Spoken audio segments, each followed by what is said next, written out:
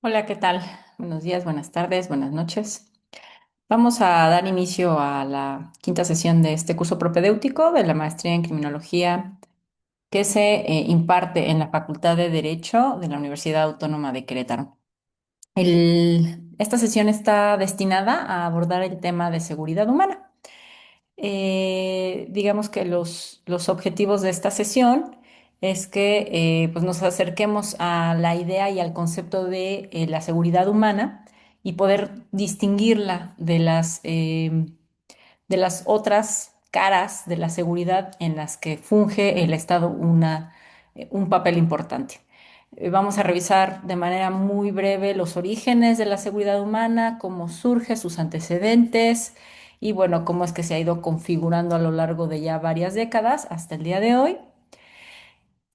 También la intención es, desde una perspectiva, digamos, reflexiva, observar, pues, si son posibles y alcanzables algunas de las metas que se proponen desde este enfoque de seguridad humana y finalmente, pues, hacer un balance muy, muy somero de algunos, pues, digamos, de los beneficios de introducir este enfoque, así como de las áreas de oportunidad o limitaciones que presenta.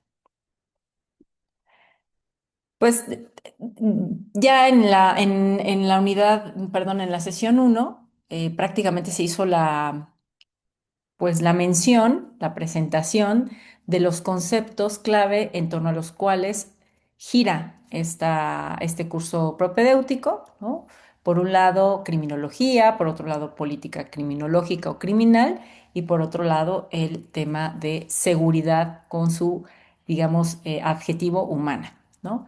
Pero creo que es importante, antes de entrar al campo de la seguridad humana, pues dar un paso atrás y comprender de manera quizá muy panorámica a qué nos referimos cuando hablamos de seguridad. Y bueno, eh, eh, para eso vamos a tomar algunos minutos, ¿no? Pero me gustaría que comenzaran reflexionando, ¿no? Si la seguridad es algo sobre lo que todo mundo podemos estar de acuerdo en cuáles son sus elementos constitutivos, si es algo que es objetivamente distinguible, caracterizable o también hay aspectos subjetivos que inciden en la manera en cómo definimos la seguridad. Es algo que puede sentirse, es algo que se puede medir o es algo que se vive. ¿Qué implicaciones conlleva la presencia de seguridad o su ausencia? Pues bueno, algunas de estas, digamos, cuestiones, preguntas detonadoras, pueden irse abordando o verán que se irán abordando a lo largo de este video. Sin embargo, bueno, definitivamente son preguntas que no están contestadas, son preguntas abiertas y sobre las cuales pues seguramente podemos entablar discusiones posteriormente. De entrada, cuando intentamos hacer una definición de seguridad, pues nos encontramos con que es un campo, digamos, resbaladizo, ¿no? Donde no es fácil sostener una posición única. De hecho, desde el ámbito de las relaciones internacionales hay un artículo que fue, digamos, en su momento paradigmático de un académico francés donde él precisamente intentaba, ¿no? delimitar conceptualmente esta idea de la seguridad. Y justo hace ya prácticamente más de 30 años nos decía este autor que la seguridad siempre significará diferentes cosas para diferentes personas. De entrada, al menos en el ámbito de relaciones internacionales, él identificó 12 diferentes definiciones, ¿no? Si nosotros nos vamos al diccionario de la Real Academia Española, encontramos que cuando intentamos definir seguridad o ver la definición de seguridad, nos dice cualidad de seguro o segura. Cuando a su vez rastreamos el significado de ese adjetivo, como en el caso del término seguro o segura, pues nos encontramos con que es un término ambiguo porque presenta más de 16 acepciones distintas. Entonces, bueno, creo que es importante considerar eso. No es sencillo delimitar este concepto. Incluso en distintas ciencias sociales, pues la seguridad tiene distintos alcances. ¿no? El concepto de seguridad. Por ejemplo, para algunos, pues se entiende como una situación. Digamos, se puede comprender como ese estado de bienestar, como un estado de tranquilidad, o una situación en la que los riesgos, en la que los peligros, las amenazas están bajo control, no ponen, digamos, eh, nuestra vida en peligro, determinadas circunstancias, determinados eventos. Por otro lado, encontramos, al menos desde el ámbito de la psicología, tanto desde una perspectiva, digamos, eh, individual o más macro, como es el caso de la psicología social, pues nos dicen, ¿no? La seguridad puede entenderse como esa capacidad de desplegar, bueno, no capacidad, perdonen ustedes, como una condición, o sea, una condición necesaria, ¿sí? Que si no está, las personas no pueden desplegar todo su potencial, ¿sí? No podemos desplegar las capacidades eh, que solamente las personas podemos realizar, ¿no? Desde, bueno, tener un proyecto de vida, la autorrealización, etcétera. La seguridad desde una perspectiva, digamos, de este psicólogo humanista, Abraham Maslow, ¿no? Representa, después de cubrir las necesidades fisiológicas más básicas, la seguridad representa la segunda necesidad más básica en el camino a la autorrealización. Desde una perspectiva más jurídica, la seguridad puede entenderse como un derecho, es decir, como una prerrogativa que en teoría, pues todas las personas tendríamos que tener por el solo hecho de haber nacido e implica, ¿no? Esa posibilidad de estar en esta situación de bienestar que me permite ejercer otros derechos. Digamos que el derecho a la seguridad se entiende como un derecho puente que me permite acceder al goce y al ejercicio del derecho a la vida, del derecho a la libre manifestación de ideas, del derecho a la libertad de tránsito, del derecho a por ejemplo, al credo religioso, ¿no? A la libertad del credo religioso. Para otros, la seguridad puede ser entendida como un valor, es decir, como algo que vale la pena considerar como un fin, digamos, por el cual pues se trabaja, ya sea a nivel comunitario o a nivel macrosocial. Y como es el caso, por ejemplo, de algunas de ustedes que provienen de la licenciatura en Ciencias de la Seguridad, pues se puede observar como un campo también de conocimientos donde se puede realizar investigación. Puede ser una disciplina científica, bueno, no científica, o sea, bueno, una disciplina de análisis científico de carácter social. En ciencias políticas, pues se entiende como una obligación a manos del Estado. Y eso es lo que, digamos, ahorita en esta sesión, precisamente veremos cuáles son las distintas caras de la seguridad y bajo qué etiquetas se considera esa obligación que tiene el Estado. Y desde una perspectiva sociológica, también las y los y les sociólogos pueden analizar todas las prácticas que a nivel micro y macro llevamos a cabo las personas, las comunidades, las sociedades, pues para precisamente mantener esa situación o ese estado de bienestar, ¿no? Y eso involucra, obviamente, decisiones sobre acciones u omisiones incluso. Nosotros, para efectos de lo que revisaremos en esta sesión, nos abocaremos únicamente a la seguridad cuando se entiende como una obligación a cargo de los estados y, por supuesto, como una obligación que es preponderantemente de los estados, pero en las que pueden intervenir otros actores. En este sentido, siguiendo la lógica del artículo de Busan, ¿no? Pues la seguridad como obligación, como práctica, despliega determinados contenidos y se dirige a determinados sujetos u objetos referentes.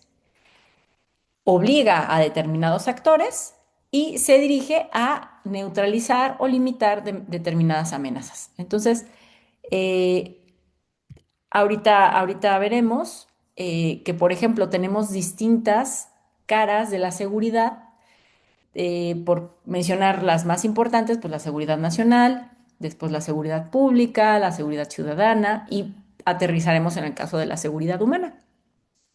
Cada una de estas son caras distintas de la seguridad que nos habla de prácticas distintas, nos habla de sujetos referentes diferentes.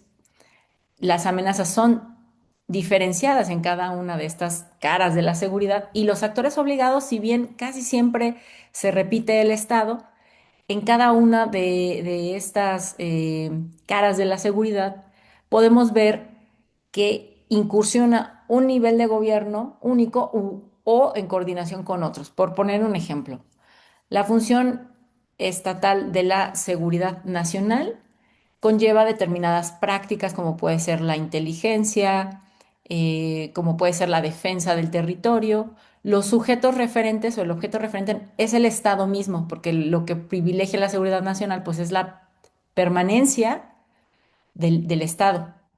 Las amenazas que se observan a nivel seguridad nacional, pues son, por ejemplo, ataques terroristas, intervención de gobiernos extranjeros, armas de destrucción masiva, acciones, bueno, digamos, que impidan el combate a la delincuencia organizada.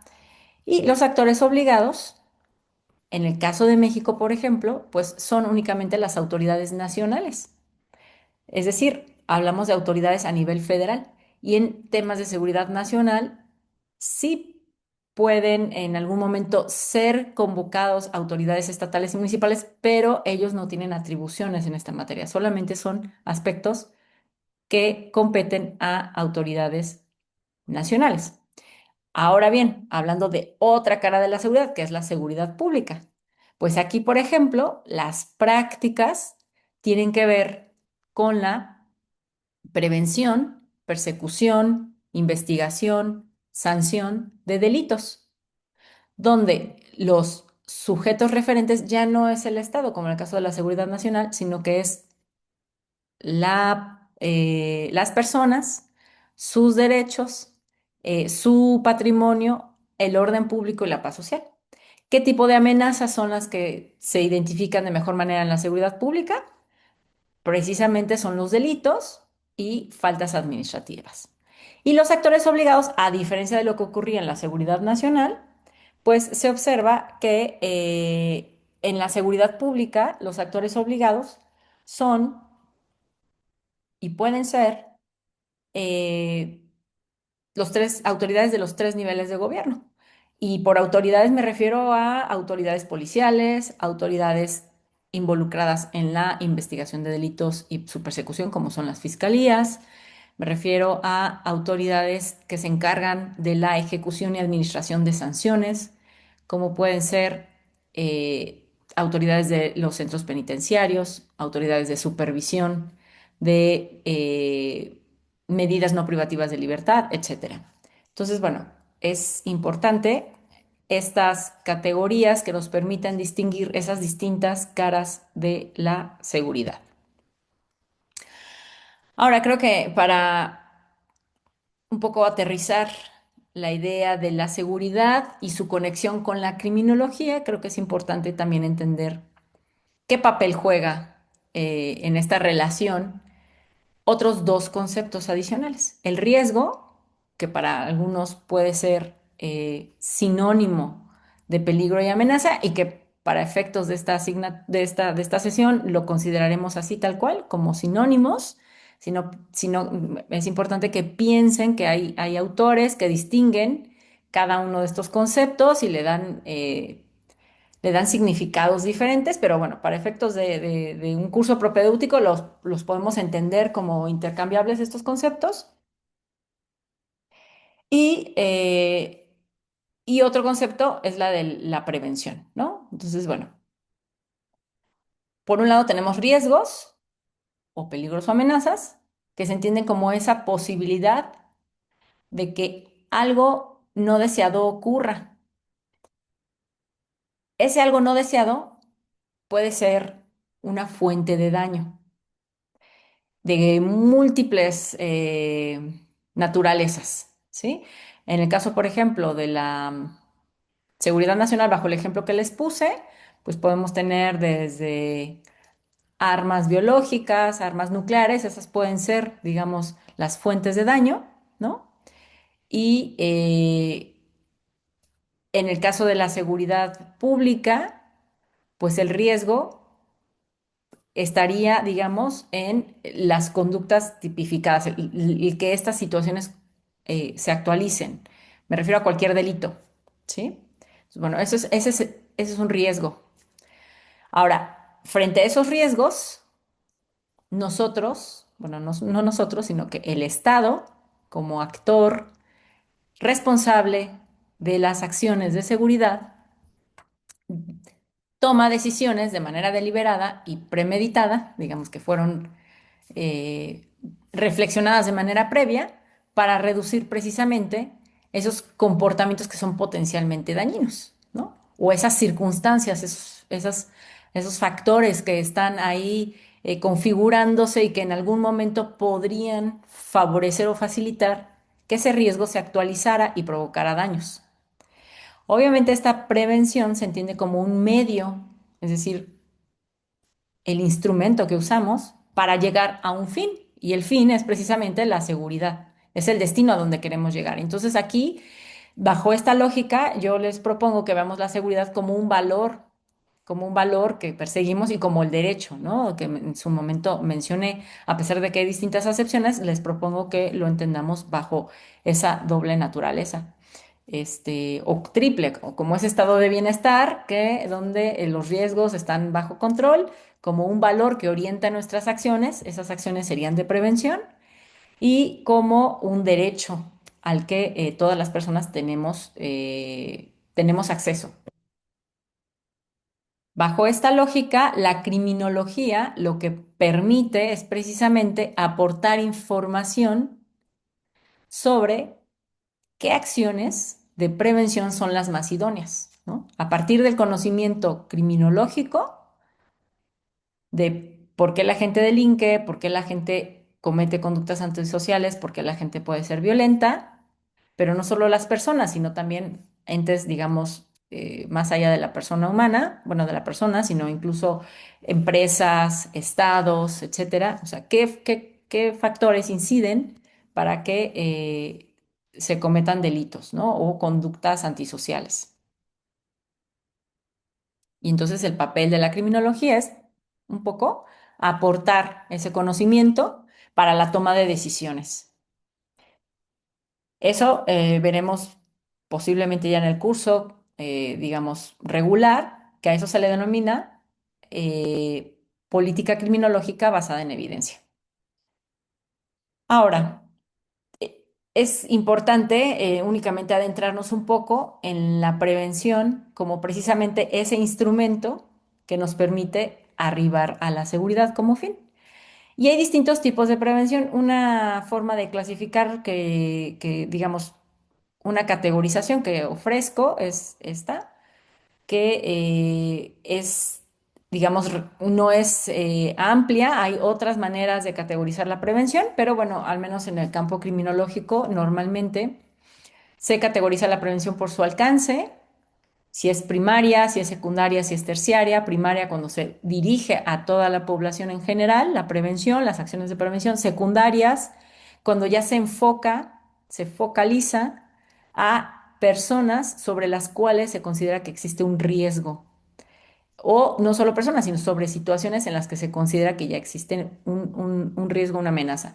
Y terciaria es la prevención, digamos, que se ocupa demasiado, que a veces es la preponderante desde la política criminológica, pero es a la que menos nos gustaría llegar, y que es cuando ya ocurrió un daño, pues bueno, ya una vez actualizado un daño, ¿qué podemos hacer para que en el futuro no vuelva a ocurrir? Y bueno, normalmente en medidas de prevención terciaria entra, por ejemplo, en la privación de libertad como castigo. La prevención también puede distinguirse según el campo en el que se aplica, ¿no? Por un lado tenemos una prevención de carácter social que es muy amplia, que va dirigida a atender aspectos de bienestar social, a cubrir necesidades en términos de salud, de alimentación, de empleo, de seguridad social, etcétera. Luego, una prevención comunitaria que es más focalizada en términos geográficos, con acciones, digamos, más micro, ¿no? Y que busca, pues, hacer intervenciones como muy específicas en colonias, comunidades muy concretas.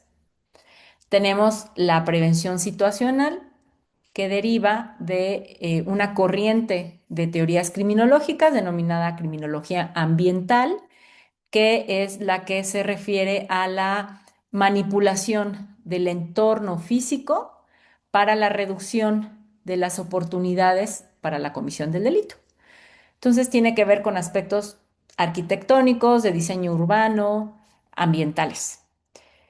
Y finalmente, el campo de la prevención institucional, que es aquella que se realiza, digamos, desde el Estado muy enfocada a la prevención del delito y de las faltas administrativas y de las conductas antisociales.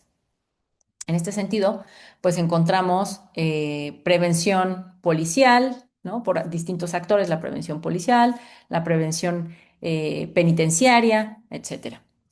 Y otra forma de clasificar a la prevención es por el tipo de instrumento que se emplea. De manera muy grande tenemos dos grandes instrumentos de prevención o dos grandes categorías de instrumentos de prevención. Por un lado, los instrumentos coercitivos y por otro lado, los instrumentos no coercitivos. Y en este sentido, las medidas coercitivas, pues son aquellas que implican un ejercicio directo de poder sobre una persona para que modifique su conducta. Puede ser desde, por ejemplo, un comando policial que nos obliga a detener la marcha de nuestro vehículo, ¿no? Hasta el uso de una arma por parte de alguna autoridad de seguridad pública para que desistamos de la conducta que estamos realizando, ¿no? Esas son medidas preventivas coercitivas, son algunos ejemplos. Hay, por supuesto, otros ejemplos. Y medidas preventivas no coercitivas son aquellas que no implican un ejercicio directo de poder, sino que son formas más sutiles de control. Puede ser, por ejemplo, y aquí se usa mucho el ejemplo de la videovigilancia. Son instrumentos, tecnologías que permiten de cierta manera a las autoridades de seguridad llevar a cabo estrategias de prevención. Es un ejemplo de medidas preventivas no coercitivas. Otro ejemplo sería lo que mencioné como prevención situacional, aquellas modificaciones ambientales al entorno para prevenir el delito que tiene que ver con a lo mejor colocación de luminaria, rehabilitación de espacios comunitarios, eliminación de puntos ciegos, favorecimiento de la vigilancia natural por parte de vecinos, apropiación de los espacios públicos mediante actividades lúdicas, recreativas, deportivas, para que precisamente haya, pues por un lado, una reconstrucción de tejido social y por otro lado, pues vigilantes naturales, ¿no? Que nos ayuden a prevenir determinados tipos de delitos que se dan en el espacio público. Entonces, bueno, bajo toda esta lógica de lo que ya vimos de cómo se relaciona la seguridad con la criminología, con la prevención y los riesgos, es importante aclarar que la seguridad, como ya les había anticipado, se considera como una misma, digamos, tarea, una misma labor, cuando es vista como una función estatal, pero con distintas prácticas o con distintos niveles de acción. Y bueno, básicamente, ¿no? Nos dice este autor francés, Vigo, que debemos de entender la seguridad como solamente una sola y que podemos, digamos que para efectos didácticos y para efectos de análisis, pues a lo mejor sí ver determinados tramos de la banda que solo tiene una cara. Em, y podemos aplicarle distintos enfoques de análisis y tendremos resultados distintos. Entonces, por ejemplo, este autor refiere el caso de la criminalidad organizada o la delincuencia organizada como una amenaza, como un riesgo que está ahí presente, que genera un determinada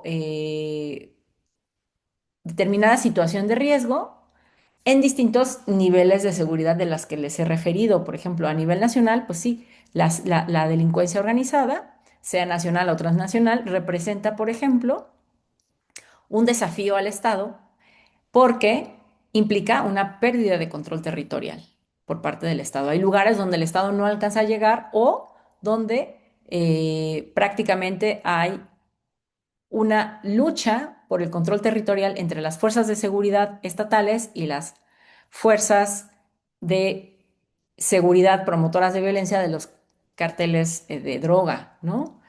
Entonces, bueno, ahí se están disputando la autoridad, el territorio, por poner un ejemplo. Sin embargo, la delincuencia organizada también representa un desafío a la seguridad pública, porque derivado, por ejemplo, de estas luchas territoriales y del control territorial, pues hay infinidad de efectos negativos, no solamente, obviamente, la violencia letal, los homicidios, las lesiones, sino incluso otro tipo de afectaciones que constituyen delitos y que son un desafío a la seguridad pública. Pero también la criminalidad organizada o la delincuencia organizada es un problema de seguridad ciudadana, porque implica desafortunadamente, que se nos instaure, ¿no? El miedo, la sensación de que el otro es una persona peligrosa, de que quien vive a mi lado puede ser una amenaza. Y el problema de esto es que va rompiendo y ahora sí que deteriorando el tejido social, los posibles vínculos entre las personas que conviven y viven en determinada localidad. Entonces, evidentemente aquí se observa, ¿no? Que representa un mismo fenómeno o una misma amenaza de seguridad, podemos leerla desde distintas perspectivas según, digamos, el nivel de seguridad que estemos hablando. Obviamente, ahorita vamos a entrar a qué es esto de la seguridad humana y vamos a ver cómo puede implicar también una amenaza. Bueno, como ya les había anticipado y hasta ahorita sale la diapositiva, pues podemos al menos entender estas distintas, yo les dije caras, creo que debería de cambiar la denominación porque justo Vigo nos dice no distintas caras, sino más bien como topologías, ¿no? Entonces aquí deberíamos de poner topologías de la seguridad en México, pues bueno, seguridad nacional, seguridad pública, seguridad ciudadana, seguridad humana.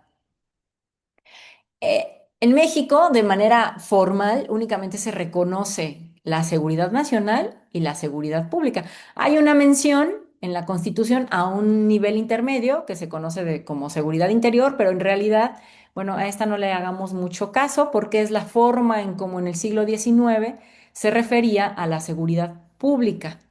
Entonces, nuestra Constitución, la Constitución actual de 1917, con todas las reformas que tiene al día de hoy, piensen que en realidad rescató muchas cosas de la redacción de la Constitución de 1857, incluida esta mención a la seguridad interior. Por tanto, para cuando nos refiramos a este término, piensen que seguridad interior es lo mismo que seguridad pública. Entonces, al menos a nivel constitucional en México, solo existen dos tipos de eh, seguridad, entendida como esta obligación del Estado de proveer protección, ¿no?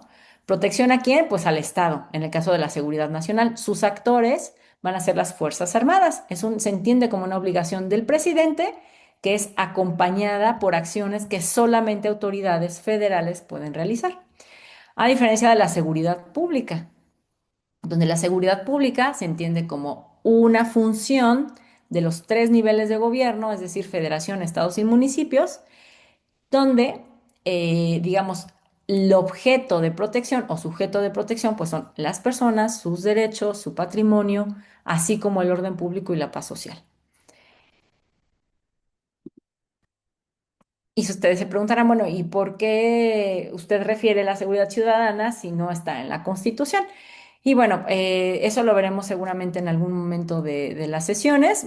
Referir muy brevemente que en su momento, en el siglo XX, con distintas, digamos, dictaduras militares que se dieron en varios países de Iberoamérica, se vio la necesidad de modificar el concepto de seguridad pública, que en ese entonces pues aludía también a prácticas autoritarias para mantener el orden público y el orden público básicamente y el status quo.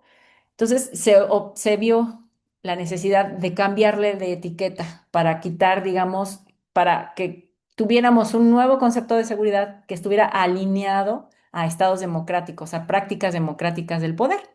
Y es así como surge en el contexto iberoamericano este concepto de seguridad ciudadana, que el Programa de las Naciones Unidas para el Desarrollo lo ha definido como esa situación en la que todas las personas pueden gozar libremente de sus derechos fundamentales, a la vez que existen instituciones que tienen la suficiente capacidad, o instituciones estatales, para garantizar el ejercicio de esos derechos, pero en el caso de que esos derechos hayan sido violentados, pues responder con eficacia.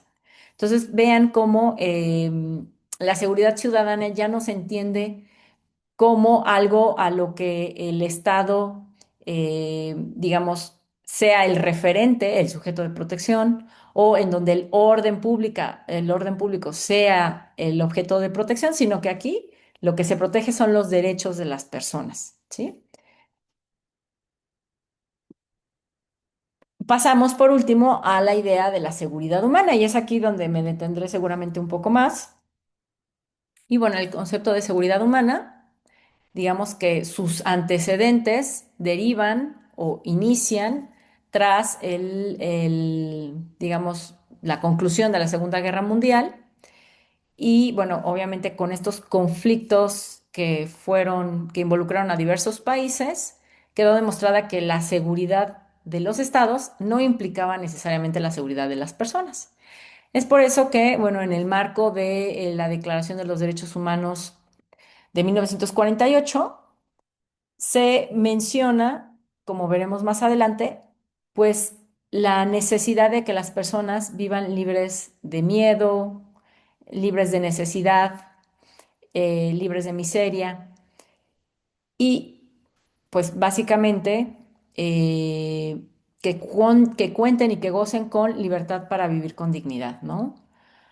De hecho, digamos, sus antecedentes más próximos, como mencionaba, sí, están en la Declaración de los Derechos Humanos. Sin embargo, un antecedente clave de esa declaración se encuentra precisamente en el discurso bueno, del presidente estadounidense Franklin Roosevelt, ¿no? Quien en un discurso que dio ante el Congreso estadounidense en 1941 de por qué se tenía que involucrar a Estados Unidos en la Segunda Guerra, habla de las cuatro libertades, ¿no? Libertad de expresión, libertad de religión, libertad de necesidad y libertad del miedo.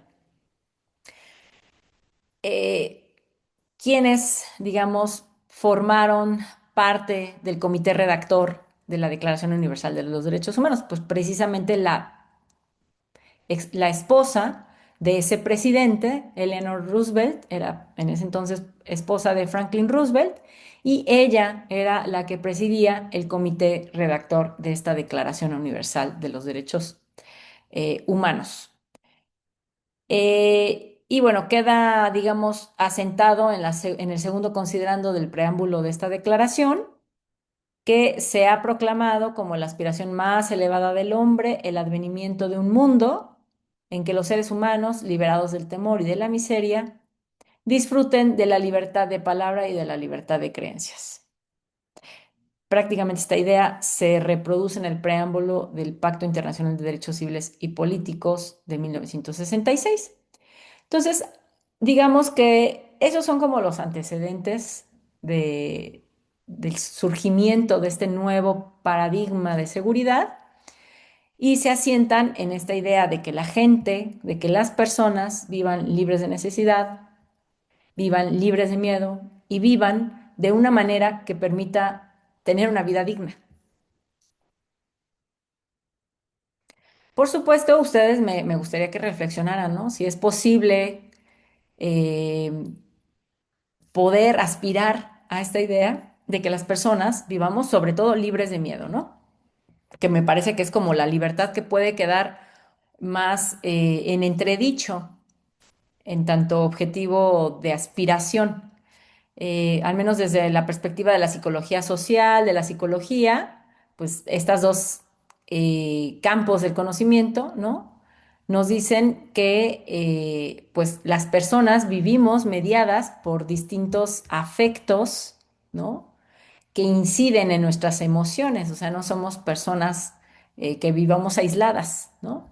Que consumimos determinados discursos, que somos influidas por quienes generan opinión, no solo medios de comunicación, sino también influencers de redes sociales, etcétera.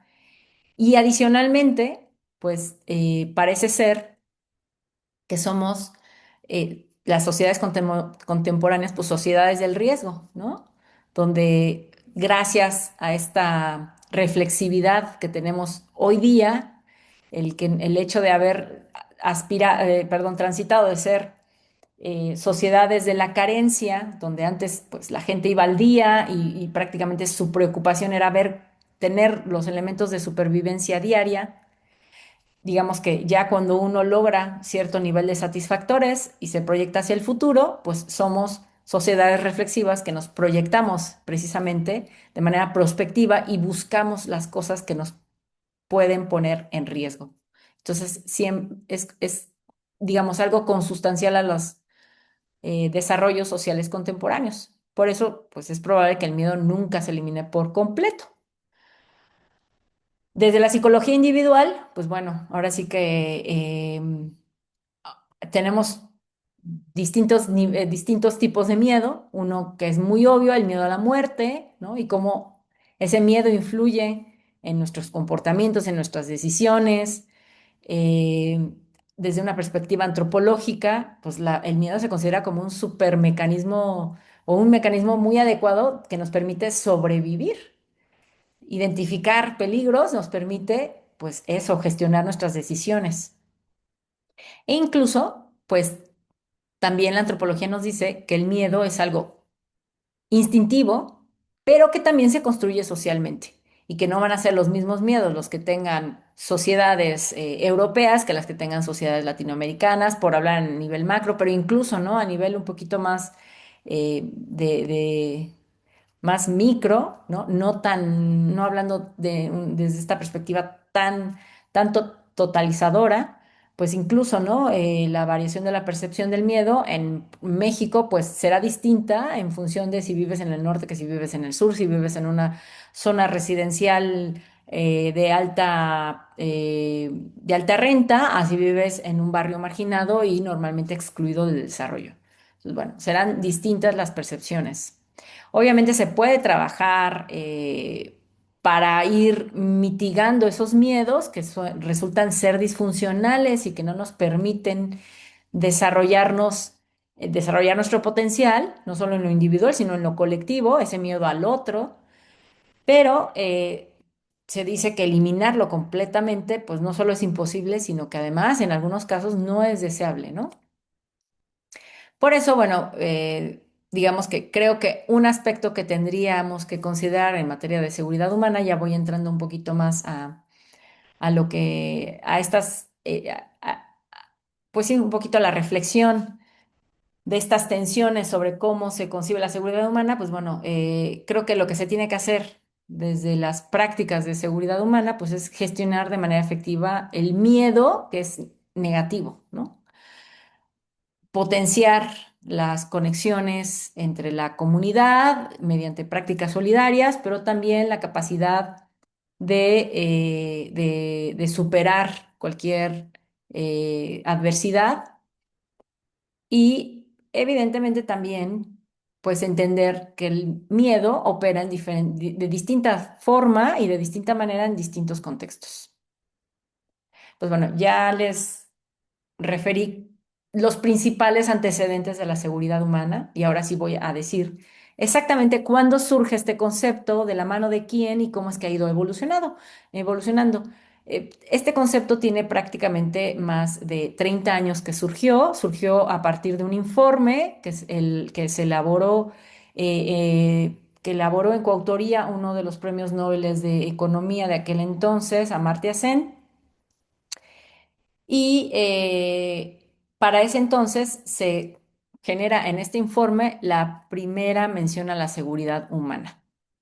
Posteriormente hay otro informe que, digamos, lo que busca es actualizar la discusión teórica sobre lo que implica la seguridad humana. Se vuelve a generar otro informe de la seguridad humana para todos en el 2006.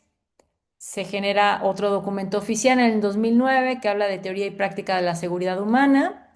Y bueno, post pandemia se genera un informe especial donde se habla de nuevas amenazas para la seguridad humana en el antropoceno, ¿no? Cada uno de estos documentos lo que hace es ir delineando y configurando de mejor manera esta idea del concepto de esta idea o de este concepto de seguridad humana y viendo, identificando las amenazas. Y bueno, es básicamente ahorita voy a mostrar la definición tal y como fue realizada en el 2003 y se entiende o la seguridad humana consiste, según este informe, en proteger la esencia vital de todas las vidas humanas, de una forma que realce las libertades humanas y la plena realización del ser humano. Seguridad humana significa proteger las libertades fundamentales, libertades que constituyen la esencia de la vida. Significa proteger al ser humano contra las situaciones y las amenazas críticas y omnipresentes. Significa utilizar procesos que se basan en la fortaleza y las aspiraciones del ser humano. Significa creación de sistemas políticos, sociales, medioambientales, económicos, militares y culturales que en su conjunto brinden al ser humano las piedras angulares de la supervivencia, los medios de vida y la dignidad. Bueno, es un concepto, al menos, o una definición bastante amplia. Me parece que podemos, que nos tardaríamos un tanto a irla y como desagregando y desmenuzando y analizando, pero básicamente piensen que la seguridad humana, a diferencia de las otras topografías de la seguridad, como es el de seguridad ciudadana, seguridad pública, seguridad nacional, es la primera que voltea a ver a la persona como el sujeto referente. Y por tanto, digamos que su objetivo es precisamente proteger sus derechos. Y el derecho más importante y fundamental y sin el cual no se pueden ejercer otros derechos, pues es el de la vida. Entonces, seguridad humana lo que termina haciendo es eh, integrar precisamente concepto de desarrollo humano y concepto de derechos humanos. Voy a regresar en las diapositivas, perdón, me quise adelantada para mencionar esto, pero voy a regresar. No, este concepto no ha nacido, digamos, exento de críticas. Para algunos, este concepto resulta criticable en algunos aspectos. Vamos a ver más adelante cuáles son esas críticas, pero bueno, básicamente algunos hablan de cómo en estas sociedades del riesgo que somos las sociedades contemporáneas y que hemos amplificado, digamos, la lista de amenazas, la lista de peligros, pues de esa manera como se ha amplificado esas amenazas, pues también se ha amplificado la necesidad de que existan medidas de prevención para que vivamos en ese estado de bienestar que es la seguridad, ¿no? Entonces, la seguridad humana ha atravesado o ha implicado un proceso en el que se ha ampliado la seguridad y se ha profundizado. No solo ampliado, porque hay otros ámbitos que no había. Ahorita veremos cuáles son las dimensiones de la seguridad humana. Entran aspectos alimentarios, sanitarios, em, por ejemplo, económicos, cosa que no se ven ni siquiera ni en seguridad nacional, ni en seguridad pública, ni en seguridad ciudadana. Entonces, ha ampliado los objetos o los ámbitos de protección, pero también ha profundizado el, digamos, ha profundizado respecto de de quienes son receptores de las acciones del Estado, ¿no? Y es que en este caso nos fuimos a lo más micro, a la persona. Hay distintas definiciones de seguridad humana. Yo quise poner la del Programa de Naciones Unidas, pero bueno, básicamente hay muchos elementos comunes a esas distintas definiciones. Y de lo que habla es que la seguridad humana implica respuestas a amenazas actuales emergentes, obviamente desde una perspectiva de prevención, de empoderamiento, de protección, de solidaridad. Algo muy importante que es necesario dejar que el uso de la fuerza, es decir, todas esas medidas coercitivas de las que les hablé, no están permitidas. O sea, seguridad humana solo haría uso de medidas preventivas no coercitivas. Y por supuesto, es importante considerar que la seguridad humana no se contrapone necesariamente a las otras topografías de seguridad. No es que seguridad humana sea el opuesto de seguridad nacional, sino que es una topografía complementaria. Las características de la seguridad humana es que se centra en las personas, no en el orden público, no en el Estado. Como decía, integra ideas importantes de desarrollo humano, de derechos humanos. Si bien la violencia, los conflictos sociales son temas importantes, pues no son los únicos que merecen atención. Veremos que hay varias dimensiones que no se refieren necesariamente a la violencia. En seguridad humana no solo se reconoce al Estado como el actor relevante o a la ciudadanía, como en el caso de la seguridad ciudadana, sino que hay otros actores a los que normalmente quizá no se les pone mucha atención, pero que en este caso son relevantes. Corporaciones multinacionales, la sociedad civil, los empresarios,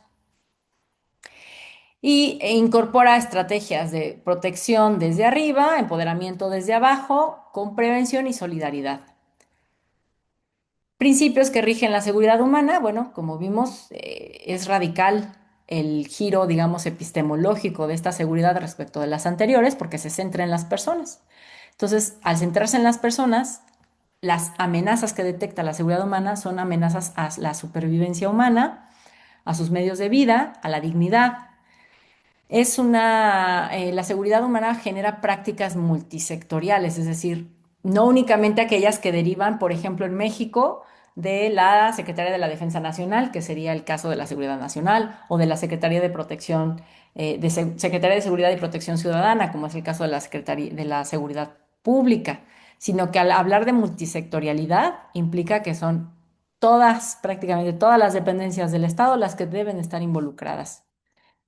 Requiere y orienta respuestas integrales, o sea, va a las raíces y a las causas de los problemas y no nada más a los efectos. Es contextualizada porque obviamente necesita implementarse eh, intervenciones que han sido consensuadas con la población, donde ha habido un diagnóstico participativo, donde también la implementación es participativa y es preventiva, como ya mencionaba, no hace uso de la fuerza. Las dimensiones de la seguridad humana son estas siete. Dimensión alimentar, seguridad alimentaria, seguridad ambiental, comunitaria, económica, personal, política y sanitaria. Son como a grandes rasgos los ámbitos de la vida humana en la que existen amenazas que ponen en peligro su supervivencia. Al revisar esta lista, digamos, de las dimensiones de la seguridad humana, observamos que hay muchas que no fueron cubiertas por las otras topografías de seguridad. Por ejemplo, la seguridad nacional, pues quizá está aquí en seguridad política. La seguridad pública, pues seguramente está en el ámbito de la seguridad comunitaria y la seguridad personal.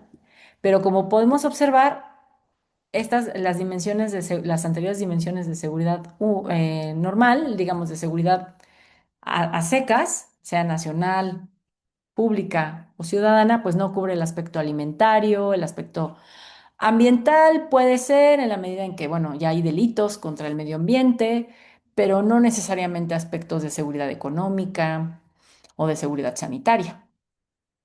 Quedan cortos estas otras topografías de la seguridad. Y bueno, ya para terminar con esta sesión, pues habría que destacar, ¿no? Aspectos, digamos, positivos de esta topografía de seguridad. El hecho de que haya volteado a observar, a mirar ámbitos de la vida humana que conllevan incluso más riesgos, más amenazas que los delitos, que las conductas antisociales y violentas, ¿no? Hay estadísticas, ¿no? Que nos dicen, bueno, en ocasiones y en determinados lugares muere más gente por hambre, por enfermedades, por degradación ambiental, por desplazamientos forzados, que por la violencia, digamos, entre personas. Otro aspecto positivo de la seguridad humana es que, pues, introduce una nueva discusión sobre la seguridad, qué implica estar seguro. Y básicamente le quita, digamos, el monopolio de la seguridad al Estado. Eso creo que es algo importante. El hecho de que ponga a la persona humana o a la persona perdón por la redundancia, en el centro del diseño de políticas públicas, pues es algo muy importante. Además de que permite ver la seguridad como un campo de intervención multidisciplinar bueno, se esperaría también, sobre todo, transdisciplinar. Y el hecho de que sea la persona quien es beneficiaria o sujeto de protección de la seguridad humana, pues hace que al final del día no se puedan interponer, eh, digamos, em, como una especie de justificación el que, no, pues es que esta persona no es nacional de este país y por tanto yo no tengo obligación de atenderle, ¿no? Es decir, elimina barreras jurídicas y territoriales.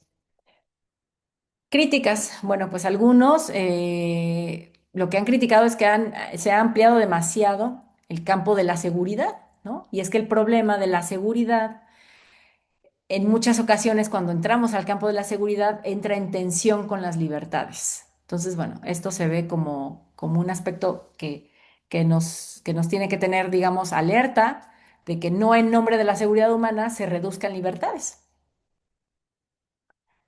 Eh, Otra crítica que se ha hecho es que a pesar de que el concepto de la seguridad humana terminó siendo como muy crítico en su momento de las prácticas estatales, pues hoy día ha perdido como mucho ese carácter crítico con el que surgió.